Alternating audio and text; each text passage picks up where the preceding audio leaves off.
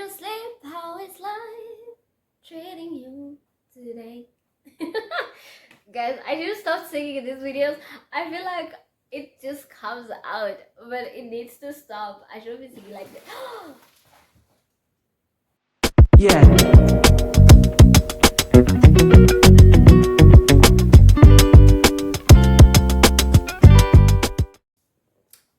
Okay, so this video is gonna be very short. I was gonna edit to my previous video, but I don't want my previous video to be long. So these are my bookish things that we're living in 2024. I don't want to see these things in 2025, please. So the first one is not being able to receive negative criticism from with regards to books that you love. I think this is something that needs to just die down. Like, not all the books are great, and the problem is most of the books where people cannot receive negative criticism from are books where they have based their entire personality on, and you feel so attacked and triggered that someone cannot even speak to authors or speak to authors and be like, listen, I didn't like this about your book. And one thing I think I appreciate is people with the audacity and the honesty and actually the courage to give a negative review. Why? Because it allows the author to grow. Not everyone is going to love everything. Like, to be honest, one of the books that I didn't like is Peter Nessie. I'm going to give it a chance. I don't think I was in a mental state to read, but at the time that I read it. By Susanna Clark. I'm always forgetting. I can see the book. I cannot see her name, so I can't remember the name of the author. But even I recognize, I didn't enjoy it, but I recognize that that book is good. But I also know that I've had a negative experience with it. But because I have a negative experience with it, I expect authors for her to read that negative review and be like, okay, maybe I can improve in this. But one thing I've learned is that most of the books that get these negative reviews are warranted. Like, guys, no, that book is not good, and it is what it is. Move on with your life, accept it. Not everyone is gonna like the things that you like, and it's okay. Just because social media has placed us in an echo chamber of the things that we like doesn't mean that we shouldn't be able to receive we should be it doesn't mean we're not able to listen to where people don't like the things that we like. So that is something that it just needs to end. Another thing, cozy season. Not every single book needs to be classified as cozy during autumn, fall, and it's usually just as long as there's a witch in a book, or as long as there's whatever in a book, or it includes pumpkins and whatnot. I'm like, it's cute, but it's not cozy. And I am tired of almost every single thing being classified as cozy. Some things, yes, they deserve to be classified as cozy.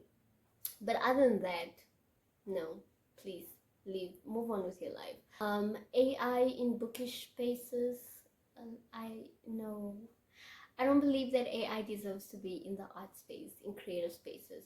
I understand the value of AI. I understand what it can do, but I'm waiting for AI to get to the point where it is useful and not an annoyance. Because I believe there's so much nuance towards this AI conversation, but I don't believe that AI deserves to be in creative spaces. This is with regards to creating book covers, oh my goodness, book trailers. I don't want to see AI book trailers. They're disgusting, they're nasty. And sometimes it's not even the writer's fault. Sometimes it's the readers where they would do that. And I'm just like, honestly, guys, no. What happened to the days where we would use pictures and videos of artists or people that we find on Remember Wattpad days when people used to write books, and they would literally use some random picture they stole off Tumblr or Pinterest as a picture for people to know how the main characters looked. Like, why can't we do that with things like from movies and stuff? Guys, no. And but I don't believe that AI belongs in creative spaces. It just doesn't. So that's something, let's just leave it in 2024. It doesn't need to go in 2025, which sadly I know it's gonna follow us into here. So yes. Another thing I think is looking negatively upon diverse books. So, and also looking negatively upon people that say you should read diversely. So reading diversely is obviously going to look different to different people, as I spoke about in my video with regards to my goals for 2024, for 2025. Reading diversely for me, reading more Asian stories, reading Islander stories, reading Native American stories, reading like so many different types of stories that I haven't been exposed to. So that's for me, that is reading diversely, because I haven't come across these stories. But I think this inherent thing to just look negatively upon these books, or look at the and have this stereotype in your mind about why you don't like this book, nah, we need to end that. And one thing that is important to end: supporting problematic authors, please. And I think hold authors accountable to their problematic ways. Just we need to stop promoting problematic authors. And as much as I want to be like, this is something that's gonna end, it doesn't. We see it in music all the time, where we're like, we need to stop promoting problematic artists. I believe R. Kelly was like a perfect example of this, because during his trial and everything, he had people come together to foot off his bail. I think his bail. Yes, the money for his bail. Like the fans and people who did not believe the victims and stuff. So yeah, let's just not, like,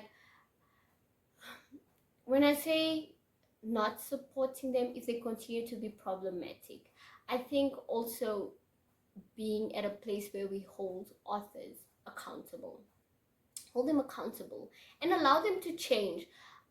Do I believe in cancel culture? Yes, but I also believe in forgiveness. I believe that you need to give someone room to grow.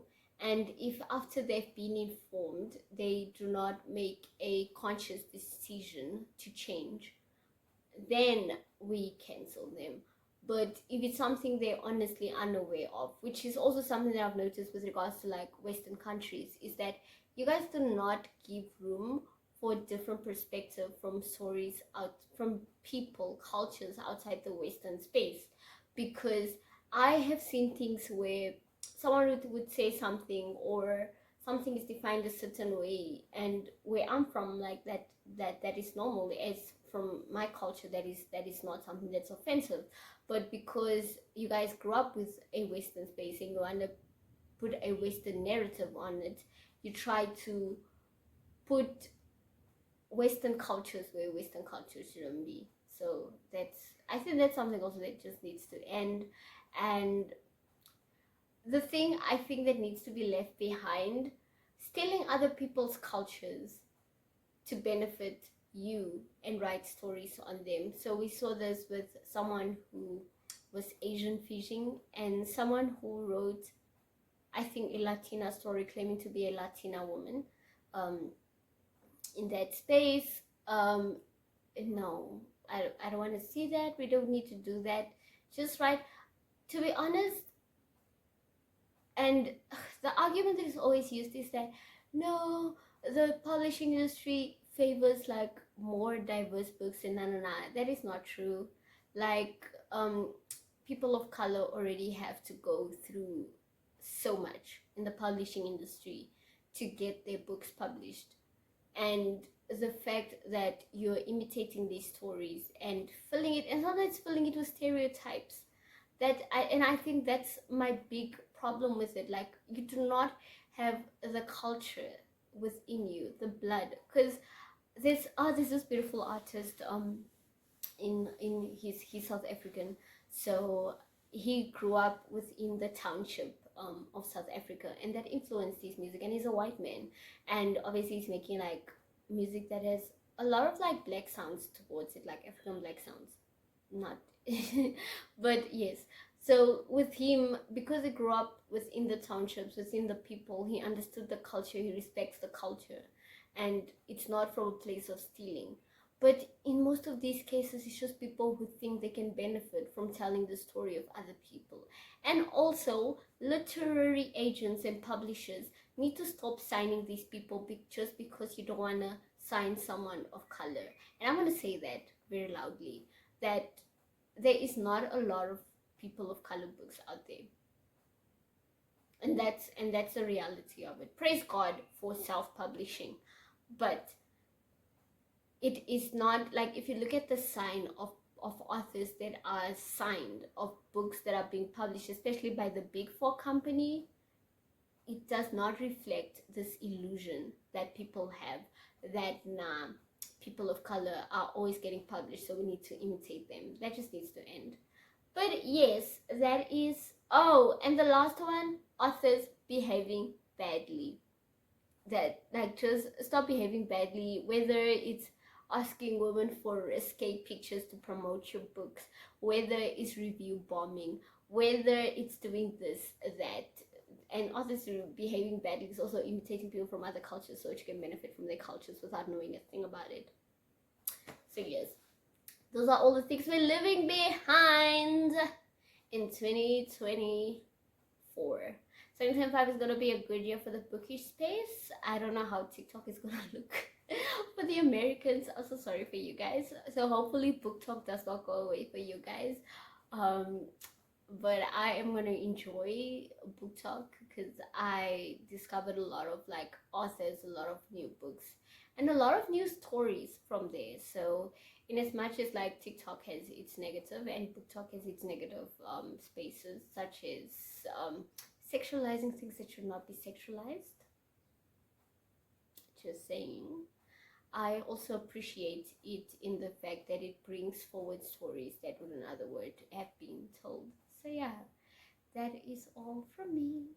I hope you leave this space loved. I hope you guys have a good year, a good reading year so far, and I'll be seeing you in my next video. See you next time, guys.